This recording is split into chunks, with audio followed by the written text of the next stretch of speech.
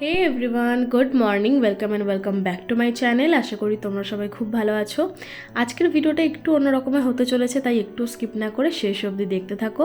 আশা করি ভালো লাগবে। এই যা কাণ্ডখানা দেখেছো, আমার রুমটা ক্লিন করতেই ভুলে গেছি। দাঁড়াও আগে এটা তুড়ি মেরে ঠিক করে নিই, না তো আর রক্ষে নেই আমার। এই তো এখন রুমটা একটু ঠিকঠাক লাগছে। তোমরা জানিও তো আমার রুমটা কেমন লেগেছে তোমাদের। হ্যাঁ, যেটা বলছিলাম আর কি, ভিডিওটা যদি তোমাদের ভালো লেগে থাকে তাহলে please do like, comment, share আর সাবস্ক্রাইব। পাশে থাকা বেল আইকনটা ক্লিক করে অল করে নিও। চলো তাহলে আজকের ভিডিওটা খুব ভালোভাবে শুরু করা যাক। ভিডিওটা আশা করি ভালোই লাগবে, খুব স্পেশাল একটা দিন আজ। আর বেশি কথা না বাড়িয়ে এখন আমি তাড়াতাড়ি যাই, ফ্রেশ আপ হয়ে এসে তারপরে তোমাদের সাথে দেখা করছি। একটা জায়গায় যাব, অনেকগুলো কাজ আছে, সেগুলো তাড়াতাড়ি করতে হবে। কেন যাচ্ছি, কোথায় যাচ্ছি, সেসব কিছু তো একটু একটু করে শেয়ার করবই। তার আগে আমি জলদি একটু রেডি হয়ে নিই, তারপরে তোমাদের সামনে আসছি আবার। দাদা, আমি রেডি। আমাকে কেমন লাগছে অবশ্যই জানিও। আর এখন আমি এরকম ফেসটা কেন বানালাম বলো তো? সেই সকাল থেকে বৃষ্টি হয়েই যাচ্ছে, জানি না কেন ওয়েদারটা আজকে এরকম করে রেখেছে। বাট ঠিক আছে, কোনো ব্যাপার না, গাড়িতে গেছিলাম। এখন তোমাদের মনে প্রশ্ন হতেই পারে যে সাত সকালে এত সেজেগুজে আমি কোথায় যাচ্ছি। প্রথমেই বলি, ফার্স্টে এসেছিলাম একটা ক্যাফেতে। আরে না, ডেটে আসিনি, ক্যাফেতে এসেছিলাম একটা কাজে, সেখানে হচ্ছিল প্রচণ্ড লেট। বাট ঠিক আছে, ওয়ার্থ ইট ছিল লেট হওয়াটা।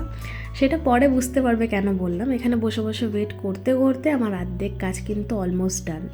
আচ্ছা, আজকে এইসব জিনিসপত্র দেখে কি কেউ গেস করতে পেরেছো যে আসলেই আজকে জিনিসটা কি হতে চলেছে?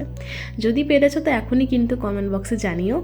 যাই হোক, এখন যাচ্ছিলাম একজনকে পিক আপ করতে, আর তাকে তো অলরেডি তোমরা আমার অনেক ভিডিওতেই দেখে ফেলেছো। অবভিয়াসলি নান আদার দেন ইন্দিরা, আমার খুব কাছের বন্ধু, ওকে পিক আপ করতে গেছিলাম। তো ওকে একবারে পিক আপ করে আমি ডাইরেক্ট ঘর যাব এখন, আর কোনো বাইরে কাজ নেই আমার। সেই সকালে বেরিয়েছিলাম, এখন একটু ঘরে এসে শান্তি লাগছে। তো এখানে দেখতে পাচ্ছ স্বাতি, ইন্দিরা দুজনাই রয়েছে। আরও একটা খুব ক্লোজ পার্সন আসতে চলেছে। একটু ওয়েট করো, তাহলেই বুঝতে পারবে, ভিডিওটা শেষ অবধি দেখতে থাকো। তো এখানে আমরা আড্ডা মারতে মারতে, আর অবভিয়াসলি খাওয়া কি করে ভুলতে পারি আমরা, এটা ভোলা যায় না, আমরা সব ভুলে যাব। খাওয়া আর গসিপ, এই দুটো জিনিস আমাদের কনস্ট্যান্ট থাকবেই। আমাদের মতো কারা কারা আছো অবশ্যই জানিও। তো যেই স্পেশাল গেস্টের কথা বলছিলাম সেটা নান আদার দেন আমাদের খুব কাছের বন্ধু ভেন্দ্রিলা। আজকের দিনেই বেচারার সাথে খুব খারাপ কাজ হয়েছে, গাড়ি খারাপ হয়ে গেছিলো। আর মানে কি আর বলবো, সে অনেক কাণ্ড, সেসব পরে শেয়ার করব।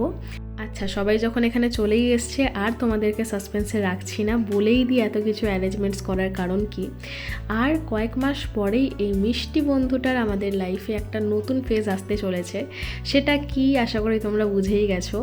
একটা নতুন লাইফেও এন্টার করতে চলেছে, তো তোমরা ওকে অনেক অনেক অনেক ব্লেসিংস দিও। এখানে একটা কথা না বললেই নয়, তোর সাথে আমার খুব কম দিনের পরিচয়, কিন্তু এতটা যে কাছের হয়ে উঠবি এত তাড়াতাড়ি আমি সত্যি বুঝতে পারিনি। টু বি ভেরি অনেস্ট, তোর সাথে আমার ফ্রেন্ডশিপটা কিন্তু একদম হঠাৎই অদ্ভুতভাবে হয়ে যায়। তুই আমার সাথে ফ্রেন্ডশিপ হওয়ার পরে আমাকে এটা বুঝিয়ে দিয়েছিস খুব ভালোভাবে যে ম্যাটার করে না যে কত বছরের সম্পর্ক বা কত বছরের ফ্রেন্ডশিপ রয়েছে।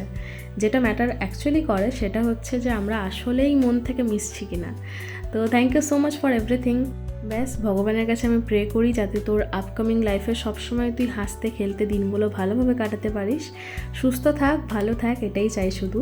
ও এখানে কিন্তু আমার ভাই আর মাও ছিল, সবাই মিলে তো খুব ভালোভাবে কেক কাটিং হলো। এবারে চলো লাঞ্চের দিকে যাওয়া যাক। এখানে যতটা পেরেছি সুন্দর করে সাজানোর চেষ্টা করেছি, জানি না কতটা কি ওর ভালো লেগেছে। এটা ও আশা করি ভিডিওটা দেখবে, সো ওই এখানে রিপ্লাই দেবে যে ও সেদিনটা কেমনভাবে কাটিয়েছে, কতটা কি ভালো লেগেছে। আচ্ছা, সবই তো ঠিক আছে, এর কি হয়েছে, এরকম করছে কেন? ও আচ্ছা, আই গট ইউ। ওর আসলে লিপস্টিক উঠে গেছে, লাঞ্চ করে উঠেছে, তো বলছে ভিডিও নাকি ভালো আসবে না, ভাবা যায়। যাই হোক, ওখানে ও লিপস্টিক অ্যাপ্লাই করার পরে আমরা লাঞ্চ টাঞ্চ করে সবাই আড্ডা মারতে বসে গেছিলাম। দেখতেই পারছো কত সিরিয়াস টপিকে কথা হচ্ছে, বুঝতে পারছো কি তোমরা? আসলে এতদিন পর দেখা হলে এত কথা জমে যায়। এখানে আমি একটুখানি ফ্লেক্স করে নিচ্ছিলাম ভেন্দ্রিলার চশমা দিয়ে। ভালোই লাগছে, খুব একটা খারাপ লাগছে না, কিন্তু তোমরা জানিও তো কেমন লাগছে। এরপরে কি ভাবছো, রেস্ট নিয়েছিলাম?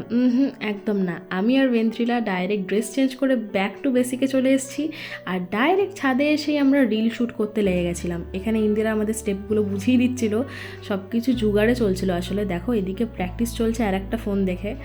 এই সব কিছু জোগাড় করে ফাইনাল আউটকামটা কেমন এসছে সেটা দেখতে হলে আমার ইনস্টাগ্রাম পেজটা গিয়ে ফলো করে আসতে পারো, ওখানে সব পোস্ট করা রয়েছে, আশা করি ভালো লাগবে। এইসব করতে করতেই ঘড়িতে কখন 7:50 বেজে গেছে আমরা কেউ লক্ষ্যই করিনি। তো এখন সবার যাওয়ার টাইম হয়ে এসছে। আজকের জন্য ভিডিওটা আমি এইটুকুই রাখছি, আশা করি ভিডিওটা ভালো লেগেছে। দেখা হচ্ছে একটা নতুন ভিডিওতে, ততদিন সবাই খুব ভালো থাকো, সুস্থ থাকো, নিজেদের খেয়াল রাখো। বাই।